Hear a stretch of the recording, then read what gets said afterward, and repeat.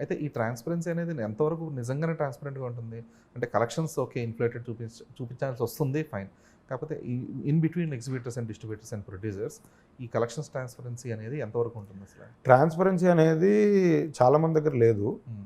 ఎందుకు అంటే వాళ్ళు వెళ్ళి ఏదో పెద్ద సినిమా కూడా కొంటారు భారీ రేట్కి, అది ఫ్లాప్ అవుద్ది, దాంట్లో 4 కోట్లు పోతాయి. ప్యారల్గా వాళ్ళు పెద్ద డిస్ట్రిబ్యూటర్ కాబట్టి చిన్న సినిమాల్లో వాళ్ళకే ఇస్తారు. అంటే ఇతనైతే బాగా రిలీజ్ చేయగలుగుతాడు, మంచి థియేటర్లో వేయగలుగుతాడు అని ఇస్తారు.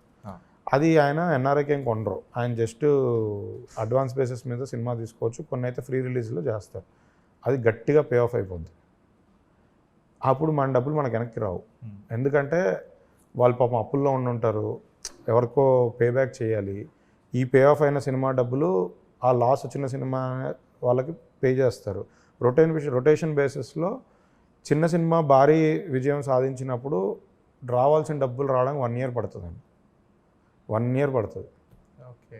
నాకే పర్సనల్ ఎక్స్పీరియన్స్లు అన్నీ ఉండి ఇలా కాదు ఇంకా మన చిన్న సినిమాలు మనమే డిస్ట్రిబ్యూట్ చేసుకుందామని దిగామండి మార్కెట్లో.